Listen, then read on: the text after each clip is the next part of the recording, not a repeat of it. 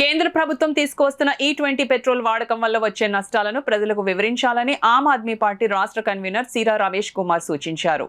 ఆదివారం కాకినాడ రూరల్ గోకులం వద్ద రాష్ట్ర కన్వీనర్ రమేష్ కుమార్ ఆధ్వర్యంలో ఆమ్ ఆద్మీ పార్టీ అన్ని జిల్లా కన్వీనర్లతో సమీక్ష సమావేశం నిర్వహించారు. అనంతరం నిర్వహించిన మీడియా సమావేశంలో రమేష్ కుమార్, రాష్ట్ర ఉపాధ్యక్షులు వరదరాజులు సాంచి, జిల్లా కన్వీనర్ నరాల శివలు మాట్లాడుతూ కకార్పొరేట్ సంస్థలకు లబ్ధి చేకూర్చే విధంగా కేంద్రంలో బీజేపీ ప్రభుత్వం విధానాలు ఉన్నాయని, ఈ 20 పెట్రోల్తో వాహన వినియోగదారులు తీవ్ర ఇబ్బందులు ఎదుర్కొంటారని అన్నారు. దీనికి రెడీనెస్ అనేది లేకుండా ప్రజల నెత్తిని రుద్దాలనే నిర్ణయం మన ఏప్రిల్ 1వ తారీఖున తీసుకుని దేశవ్యాప్తంగా ఇప్పుడు ఈ రోజు మనకు రాష్ట్రంలో ఎంతమందికి తెలుసు వాళ్ళు వాడుతున్న పెట్రోల్ ప్యూర్ పెట్రోల్ కాదని, ఎంతమందికి తెలుసు వాళ్ళ వెహికల్ E20ని తీసుకోలేదని, E20 వల్ల నష్టం జరుగుతుందని, దీని మీద విస్తృత ప్రచారం చేయకుండా, ప్రజలకు దీని మీద అవగాహన కల్పించకుండా ప్రజల వెహికల్స్ని గాలికి వదిలేసి ఈరోజు రాష్ట్ర ప్రజల మీద అలాగే దేశవ్యాప్తంగా కూడా E20 ఇథనాల్ పెట్రోల్ని ఆల్రెడీ దేశవ్యాప్తంగా కూడా వాడకంలోకి తీసుకొచ్చేశారు.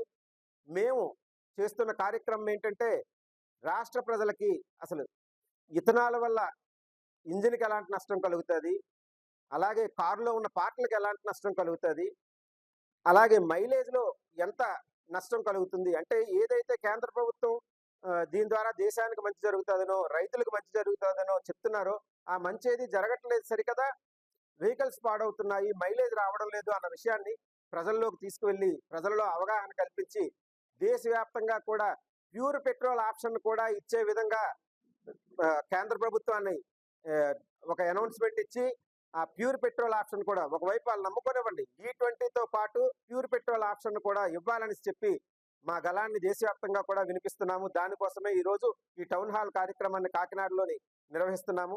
సాయంత్రం 4 గంటలకి జరిగే ఈ కార్యక్రమానికి కాకినాడలో ఉన్న వాళ్ళే కాకుండా మిగతా అందరూ రాష్ట్ర వ్యాప్తంగా కూడా ప్రజలు మా కార్యక్రమాన్ని ఆన్లైన్లో లాగిన్ అయ్యి దీని మీద పూర్తి అవేర్నెస్ని కల్పించుకొని వాళ్ళ చుట్టుపక్కల ఉన్న వాళ్ళకు కూడా దీని మీద అవగాహన కల్పించి కేంద్రం ప్యూర్ పెట్రోల్ ఇచ్చే విధంగా కూడా మనందరం కూడా దీని మీద ఉద్యమించాలని నేను కోరుకుంటూ 1 అవర్లో జాయిన్ అయ్యారు.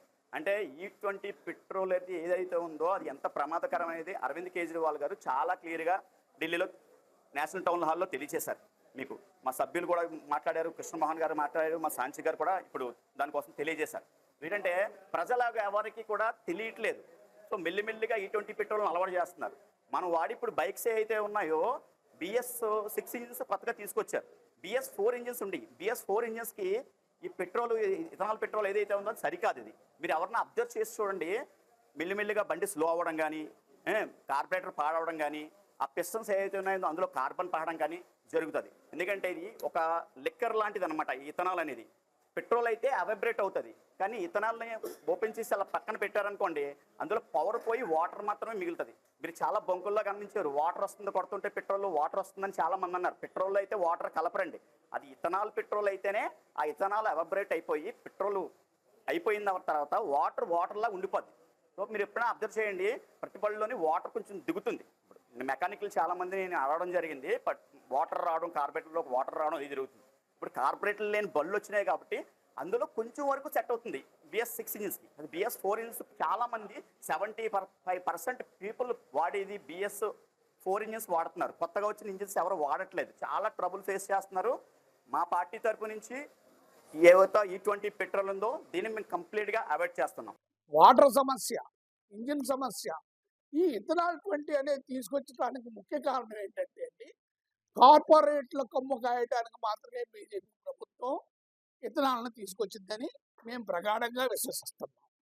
ఎందుకంటే కారు పోయింది అనుకోండి, మళ్ళీ కారు దగ్గరికి వెళ్దామా, డీలర్ దగ్గరికి, ఇంకోటి పోయింది అనుకోండి మెకానిక్ దగ్గరికి వెళ్దామా, వాటర్ దొరకలేదు అనుకోండి ప్రభుత్వాన్ని ఆడుకోవాలా. ఎప్పుడు ఆడికి బానిసల్లా ఉండేటట్టు మాత్రమే ఈ కార్పొరేట్ కొమ్ము కాయటం మాత్రమే ఈ బీజేపీ ప్రభుత్వం పనిచేస్తుంది. ఆంధ్రప్రదేశ్లో కూటమి ప్రభుత్వం పనిచేస్తుంది, అట్లాగే వైఎస్ఆర్సీపీ ప్రభుత్వం కూడా దానికి పనిచేస్తుంది. ఈ బిల్లుల్ని ఎప్పుడు కూడా వ్యతిరేకించలేదు. ప్రజల గురించి ఏర్పడిన ప్రభుత్వాలు, ప్రజలకు సేవ చేయడానికి ఏర్పడిన ప్రభుత్వాలు ప్రజలకు పని చేయకుండా కార్పొరేట్ వ్యవస్థలకు పని చేయడం అనేది ఎంత దారుణమో మీరు ఆలోచించండి. నేను చెప్పేది ఒకటే, మా ఆమ్ ఆద్మీ పార్టీ ఈ రాష్ట్రంలో కనుక మేము వచ్చినట్లయితే మీకు మేము ఏమి చేయగలం అనేది ఇథనాల్ని రద్దు చేస్తాం. ప్రజా సమస్యల మీదే మేము పోరాడతాం. ప్రజా సమస్యలన్నీ కూడా మేము తీర్చడానికి ముందుంటాం. వాటికే ప్రథమ ప్రిఫరెన్స్ ఇస్తాం. నేను ఈ మధ్య కాలంలోనే యూఎస్ వెళ్ళాను. సెనెట్లో ఒక మెంబర్ అబ్జెక్ట్ చేసినా కూడా బిల్లు పాస్ అవ్వదండి. మెజారిటీ కాదు, ఒక మెంబర్ అబ్జెక్ట్ చేస్తే పాస్ అవ్వదు, ఒక సామాన్యుడు అబ్జెక్ట్ చేస్తే పాస్ అవ్వదు. కానీ భారతదేశంలో మెజారిటీ లేదు, ప్రతిపక్షం లేదు, ఏ పక్షం లేదండి. మొనోపలి, రౌడీజం, దాదాగిరి ఇది నడుస్తున్న వ్యవస్థ. ఈ ఆంధ్రప్రదేశ్ ప్రభుత్వాలు అలాగే ఈ భారతదేశం అంతా కూడా బాగుపడాలంటే యువత ముందుకు రావాలా, మహిళలు ముందుకు రావాలా, చక్కని